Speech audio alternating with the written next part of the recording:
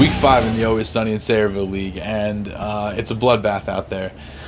If you want to have a good laugh, I highly recommend checking out the Porter Division standings. I think what that really means, though, is that we have a lot of parity in the league right now, so it's just going to make for great games week in and week out as the regular season progresses. Injuries this week, big injury this week. Jamal Charles, running back from the open slot, goes down with an apparent ACL injury. Huge loss. Another first-round pick goes down. It's never easy to have to replace the kind of production that Jamal Charles brings to the table, but the open slot has been living that Devontae Freeman life, so, it could be worse, I guess. All the games this week were decided on Sunday. The Monday night game really had no effect. Obviously, the scores changed, but the outcomes remained the same. Shower Hug won their game in come from behind fashion over the open slot on the strength of Odell Beckham's 7 for 121 and a touchdown, leading to 25.4 points and the Sunday night victory. Team Blumpkin had their coming out party this weekend, scoring 140.6 points, led by flex player Gary Barnage. He flexed Gary Barnage in this one to the tune of 8 catches for 139 yards and a touchdown for 27.9 points. Gary Barnage, obviously the best tight end in the league. The Rusty Strombone pushed his record to 4-1 to lead all teams in the league, scoring 124.1 points, led by Thomas Rawls, who rushed for 169 yards and a touchdown on his way to a 24.9 point day. And the Golden Showers fall to 1-4 to trail all teams in the league. They only scored 78.1 points, led by Justin Forsett's 27, the Bills' defense's 10, and then a whole bunch of single digits. That's good enough for honorable mention for this week's GOAT. So who is the GOAT, you ask? Well, it's really the only person it could be. Losing his game 92.6 to 75.9, she gave me the Crabtrees, put up the lowest point total of the week. Aaron Rodgers pitched in 17.5 points, and TJ Yeldon put up 17.3. But Larry Fitzgerald only scored 16.8, and now that's in his last 5 games, he's put up 2 games that were just amazing, over 30 points, and 3 games where he's scored under 17 points. So Bobby J is going to be wondering week to week which Larry Fitzgerald is going to show up to play. But Alfred Morris only scored 1.5 points, and Dante Moncrief added 1.3. So if you put that in with the Ronnie Hillman 3.6 points, you have somewhere in the neighborhood of 6.4 points of fantasy goodness out of those 3 positions, and that's definitely not good enough to get it done. Since starting 3-0, scoring a minimum of 130 points a week, Bobby J is 0-2 and has scored a maximum of 106. This week he bottomed out with a 75, and for that, She Gave Me the Crabtrees is this week's GOAT. Alright guys, now it's time for this week's hero. Winning his game by a score of 159.7 to 120.2, the bootleg Crableg called his shot and followed through. He was led by the triumphant return of tight end Antonio Gates, who scored 30.2 points. Also, Tom Brady pitched in 27.3, and free agent find Dion Lewis pitched in 23.3. He scored the highest total points this week. He stayed locked in that tie, 1 game out of first place in that jammed up Porter division. And most importantly, he called his win and he followed through. The Moth, I'm coming for you this week. I'm coming for you, all right? And I'm going to win. Now, you guys heard that. That's a guarantee. He definitely didn't laugh and make a whole joke about it right after I cut it off.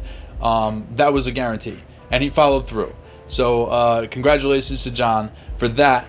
The Bootleg Crableg is this week's hero. Now, I was lucky enough to catch up with the GM of the Bootleg Crableg, John Ortiz, just to get his thoughts on this big win and what it might mean for the momentum of the team going forward. So let's take a look at that interview right now.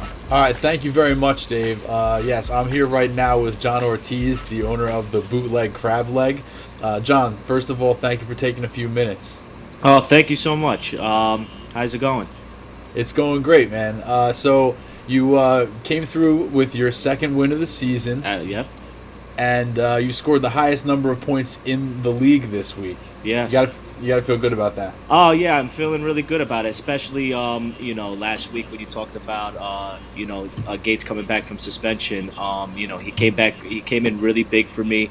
Really didn't need help from Gates really to win this game, but It was definitely some insurance to win. But I want to give it to the champ, man. He's the guy to beat this year. So it was definitely a turnaround for me. Yeah, no, it was definitely a turnaround for you.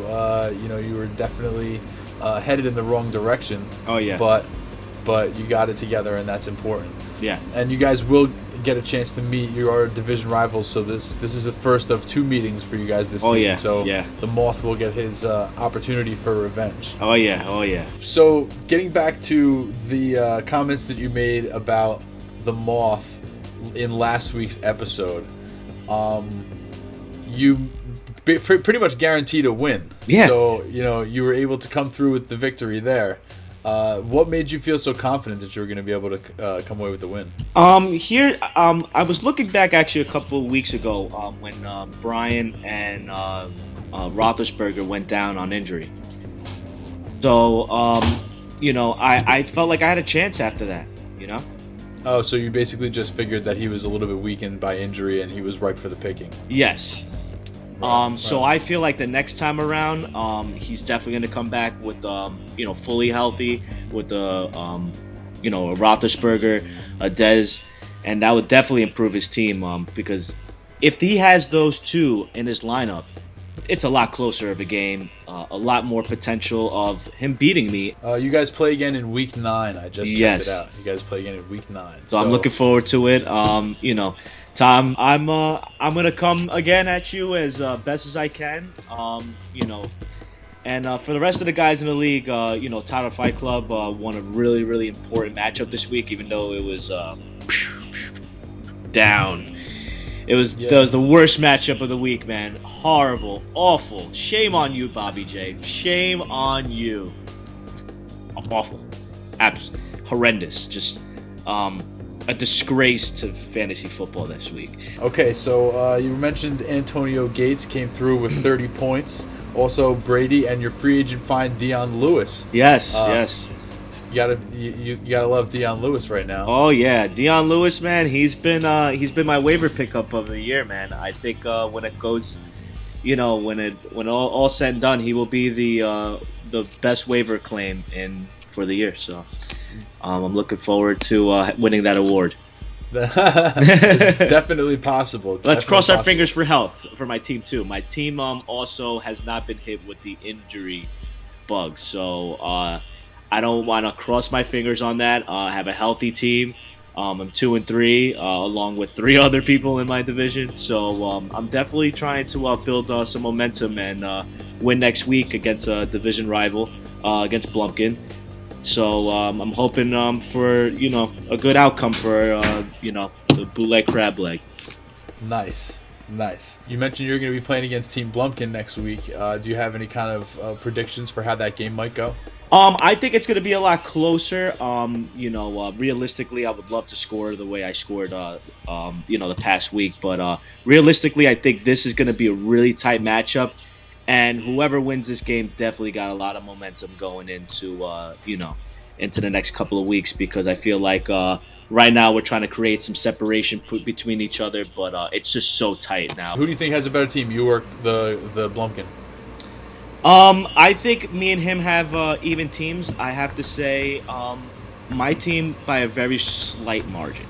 Well, thank you very much, John. I really appreciate you giving me a few minutes. And once again, congratulations on being this week's hero. Thank you so much. Good luck to everybody for the rest of the season.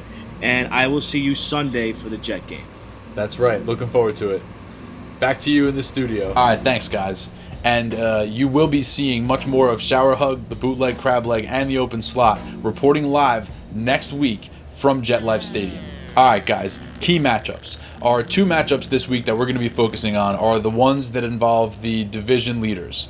In the number 2's division, 4-1 Rusty Strombone takes on 3-2 She Gave Me the Crabtrees. Now, the Crabtrees can bring Rusty Strombone right back to the pack with a win, or the Rusty Strombone can create some space between himself and the rest of that division. The Porter division is led by the 3-2 Gotham Rogues, who take on the 3-2 Shower Hug in an interdivisional matchup in which both teams could really use a win. So that's it, guys.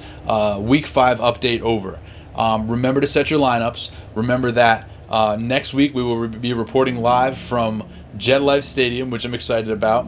And also remember to block out December 6th on your calendar because we're all getting together. And I will see you next week where it's always sunny.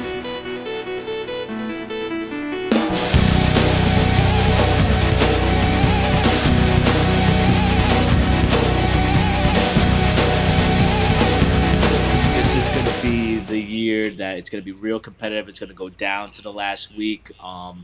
And I want to wish everybody good luck, man. And I appreciate being the hero this week, man. I assembled my team really hard this year.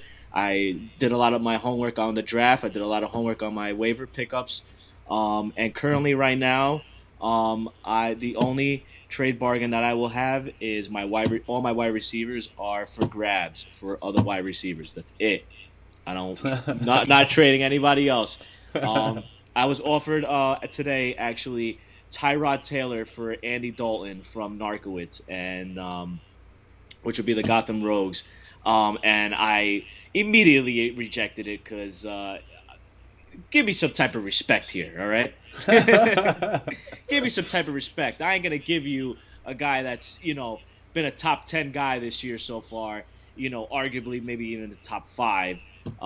And I'm not gonna trade him away for no Tyrod Taylor. You understand what I'm saying?